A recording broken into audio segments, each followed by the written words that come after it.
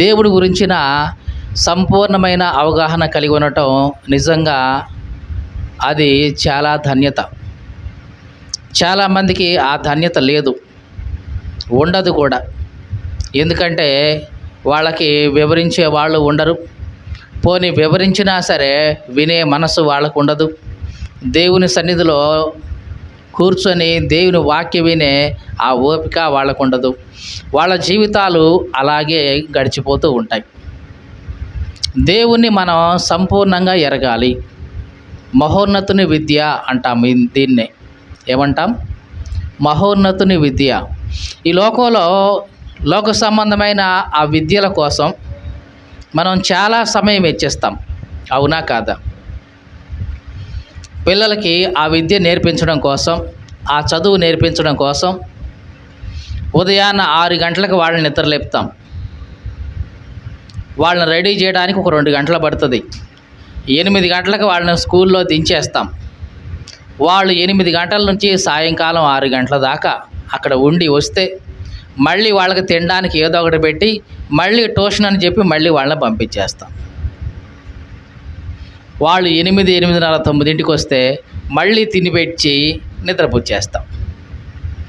మళ్ళీ ఉదయాన్నే 6ంటికి మళ్ళీ లేపుతూనే ఉంటాం. అంటే దాదాపుగా ఉదయం 6 గంటల నుంచి సాయంత్రం 8 గంటల వరకు వాళ్ళ కోసం కేవలం చదువు నేర్పించడం కోసమే, ఈ లోక సంబంధమైన విద్య, ఈ లోక సంబంధమైన జ్ఞానం వాళ్ళకి అందించడం కోసమే ఇంత సమయం వాళ్ళ కోసం మనం వెచ్చిస్తున్నాం. రోజుకు 12 గంటలు అందామా? ఉదయం 8 గంటల నుంచి సాయంత్రం 8 గంటల వరకు ట్యూషన్తో కూడా కలిపి. అంటే రోజుకు 12 గంటల సమయం వాళ్ళని కూర్చోబెడుతున్నాం. ఎందుకోసం? వాళ్ళకి ఆ విద్య రావాలి, వాళ్ళకి ఆ జ్ఞానం రావాలి, వాళ్ళకి ఆ చదువు రావాలి అని. మరి మహోన్నతుని యొక్క విద్య కోసం, దేవుని యొక్క జ్ఞానం కోసం క్రైస్తవుడిగా, ఒక విశ్వాసిగా, దేవుని బిడ్డగా నీవు ఎంత సమయం కూర్చుంటున్నావు?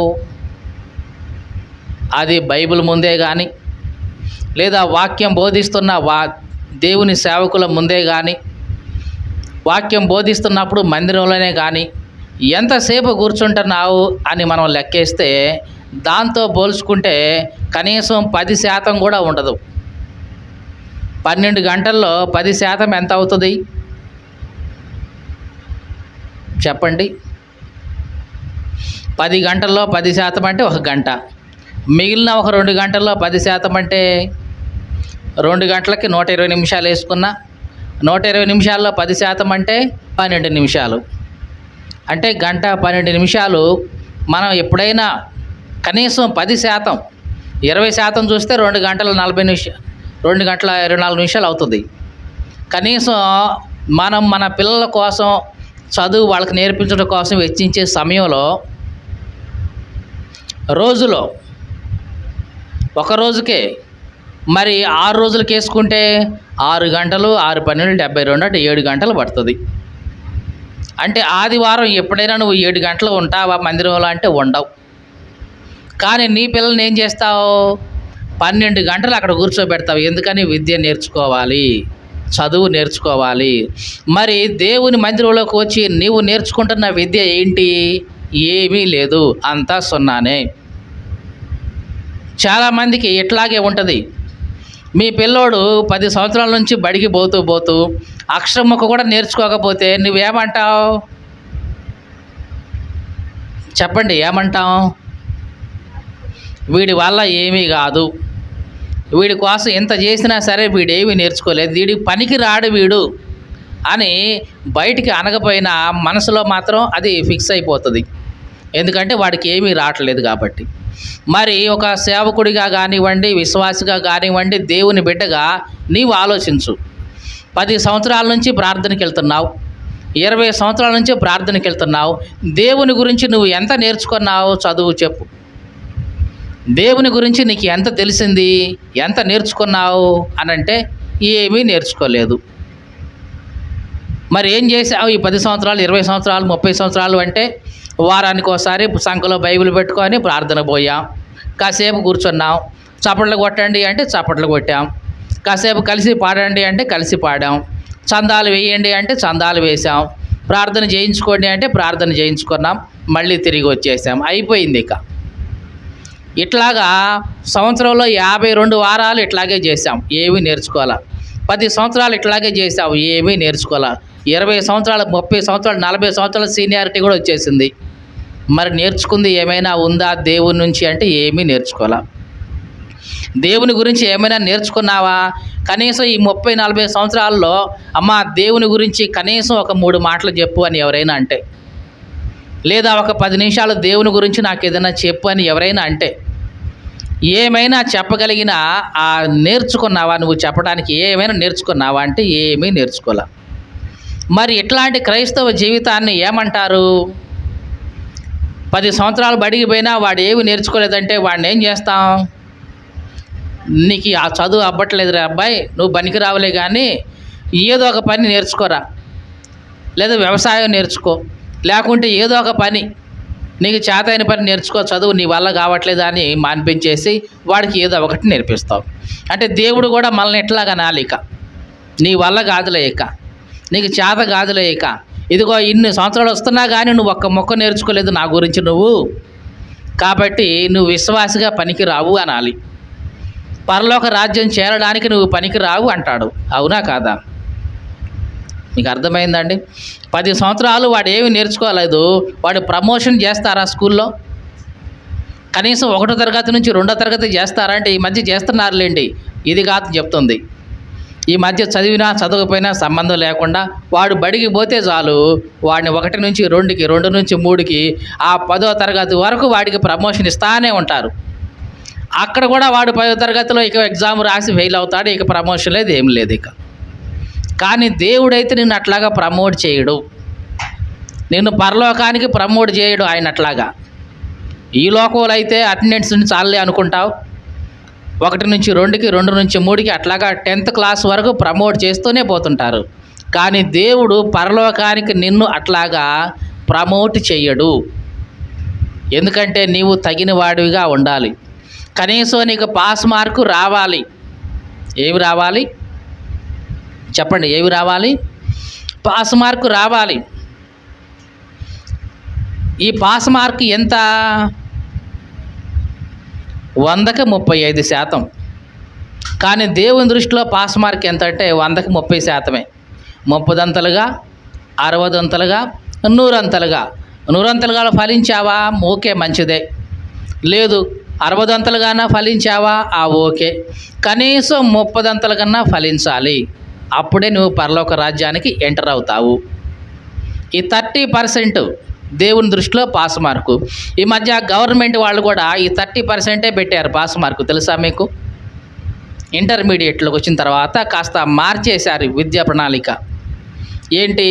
ఉదాహరణకి ఇంటర్మీడియట్లో ఏదైనా ఒక గ్రూపులో 5 సబ్జెక్టులు ఉంటే, ఎన్ని సబ్జెక్టులు? 5 సబ్జెక్టులు ఉంటే ఈ 4 సబ్జెక్టుల్లో 35% వచ్చేసి ఒక సబ్జెక్టులో 30%ఏ వస్తే కనుక ఓకే ఇతడు పాస్ కింద లెక్కే అని ప్రమోట్ చేయటం రెడీ అయిపోయారు. ఈ సంవత్సరం నుంచి జరుగుతుంది ఆ విద్యా ప్రణాళికలో ఆ మార్పులు చేర్పులు అనేవి.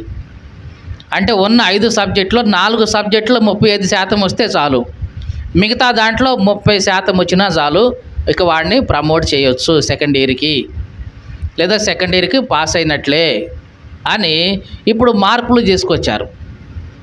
ఇక ముందు 35% కాస్త 30%కి పెట్టినా ఆశ్చర్యపోవాల్సిన పని లేదు. ఎందుకంటే ఆ పిల్లల్లో ఆ విద్య యొక్క నాణ్యత తగ్గిపోతుంది, ఆ క్వాలిటీ తగ్గిపోతుంది. కాబట్టి మీకు అర్థమైందా ఈ మాట? పిల్లల్లో నేర్చుకునే ఆ క్వాలిటీ తగ్గిపోతుంది, ఆ సామర్థ్యం తగ్గిపోతుంది. ఎవరు కూడా కాన్సన్ట్రేషన్ చేయట్లేదు, ఎవరికి ఏమీ రావట్లేదు. కాబట్టి 35%ని కంప్లీట్గా 30%కి చేంజ్ చేసినా ఆశ్చర్యపోవాల్సిన అవసరమే లేదు. దేవునికి స్తోత్రం కలుగును గాక.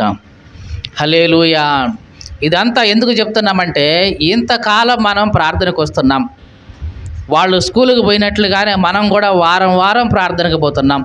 వాళ్ళు స్కూల్లో ఉండి నేర్చుకుంటున్నట్లుగానే మనం కూడా ఉండి అయ్యగారు చెప్తా ఉంటే నేర్చుకుంటా ఉన్నాం. ఏమి నేర్చుకున్నాం అని మనం ఆలోచించుకుంటే మనం నేర్చుకుంది కనీసం ఎదుటి వాళ్ళకి చెప్పడానికన్నా ఉపయోగపడుతుందా? 4 మాటలు ఎదుటి వాళ్ళకి చెప్పడానికి, బలపరచడానికో, ధైర్యపరచడానికో, ఓదార్చడానికో, లేదా వాళ్ళని ఏదో రకంగా వాళ్ళని దేవునిలో స్థిరపరచడానికో దిమ్ము నేర్చుకున్న ఈ కొద్ది మాటలైనా ఉపయోగపడుతున్నాయా లేదా? కనీసం అలాగ వాళ్ళకి ఇవ్వగలిగే 4 మాటలైనా నీ జీవితంలో ఉన్నాయా? అవి కూడా లేకపోతే గనక నీవు దేవుని సన్నిధికి వచ్చి ఏమీ నేర్చుకోలేదన్నమాట. ఏమీ నేర్చుకోలేదన్నమాట. అంటే దేవుని గురించిన విద్య, దేవుని గురించిన జ్ఞానం నువ్వు ఏమీ సంపాదించుకోలేదు. చాలామంది కొన్ని సంవత్సరాలు పోతుంటారు, 30 సంవత్సరాలు, 40, 50, 60 సంవత్సరాలు పోతారు, కానీ వాళ్ళు దేవుని గురించి ఏమీ నేర్చుకోరు. ఒక మాటలో చెప్పాలంటే ఈలే నేర్చుకోరు. ఏవి నేర్చుకోరు? దేవుని గురించిన ఏబీసీడీలు కూడా వాళ్ళకి రావు ఇంకా. ఎందుకంటే మళ్ళీ వీళ్ళు సంఘంలో పెద్దలుగా చలామణి అవుతారు, సంఘంలో సీనియర్ విశ్వాసిగా మళ్ళీ చలామణి అవుతారు, ఇన్ని చేస్తారు, కానీ దేవుని గురించి వాళ్ళు ఏమీ నేర్చుకోరు. ఈ మాటలు వింటున్న ప్రియ సహోదరి సహోదరుడా, ఇలాగా నువ్వు చేసినంత కాలం, ఈ విధంగా నీ భక్తి ఉన్నంత కాలం, ఇట్లాంటి భక్తి 1000 సంవత్సరాలు చేసినా సరే, ఎన్ని సంవత్సరాలు? మనం 100 సంవత్సరాల కంటే ఎక్కువ బతకమా తెలుసు. ఒకవేళ బై మిస్టేక్ దేవుడు బతికించి ఆదాములాగా దాదాపుగా 1000 సంవత్సరాలు బతికినా సరే, ఎట్లాంటి భక్తి నువ్వు చేస్తే పరలోకానికి వెళ్ళవు. ఎట్లాంటి భక్తి? ఇదిగో ఎంతకాలం పోతూ ఉన్నా సరే ఏ మాత్రం కూడా నేర్చుకొని ఈ భక్తి చేస్తే పరలోకానికి వెళ్ళము. కాబట్టి దేవుని గురించి మనం నేర్చుకునేటప్పుడు కంపల్సరిగా మనము నేర్చుకోవాలి, సత్యం నేర్చుకోవాలి, సత్యంలో నిలబడాలి. మనం అసత్యమని తెలిసి కూడా దాంట్లో ఉన్నాము అంటే ఇక మనల్ని ఎవరు ఏమీ చేయలేరు.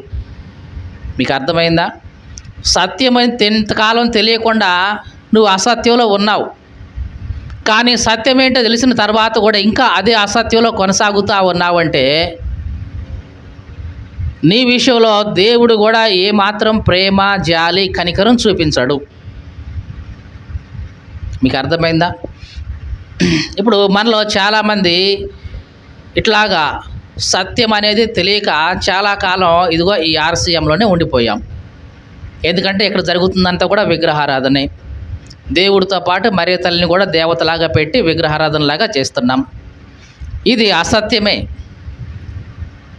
ఎవరైనా సరే వచ్చి ఇది అసత్యం అండి, ఇది సత్యంలోనికి రండి అని నీకు చెప్పినప్పుడు కూడా నీవు ఇంకా నేను ఆ అసత్యంలోనే ఉంటాను, నేను సత్యంలోనికి రాను, ఆ అబద్ధంలోనే జీవిస్తాను అని అన్నావంటే దానికి దేవుడు కూడా నీ మీద ఏ కనికరం చూపించడు. ఎందుకంటే నీకు తెలియక మునుపు చేశావు, తెలిసిన తర్వాత కూడా నీవు నాకు అదే కావాలి అని అదే అసత్యంలోనికి అడుగు పెడుతున్నావంటే నీవు కావాలనే చేస్తున్నట్లు. ఏమని చేస్తున్నట్లు? కావాలనే చేస్తున్నట్లు. దేవుని మాటలో చెప్పాలంటే, బైబిల్ ప్రకారం చెప్పాలంటే బుద్ధిపూర్వకంగానే చేస్తున్నట్లు. ఎవరైనా సరే బుద్ధిపూర్వకంగా పాపం చేస్తే ఆ పాపానికి బలి ఉండదు, ఇక ఆ పాపానికి క్షమాపణ ఉండదు. ఇక తెలియక చేస్తే దానికి క్షమాపణ ఉంటుంది, దేవుడు క్షమిస్తాడు అది ఎరిగిన తర్వాత. కానీ తెలిసి కూడా బుద్ధిపూర్వకంగా చేస్తావే ఏదైనా తప్పు, పాపం, దానికి ఎప్పటికీ కూడా క్షమాపణ ఉండదు. మరి ఏముంటుంది? తీర్పు కోసం ఎదురు చూడటమే ఉంటుంది.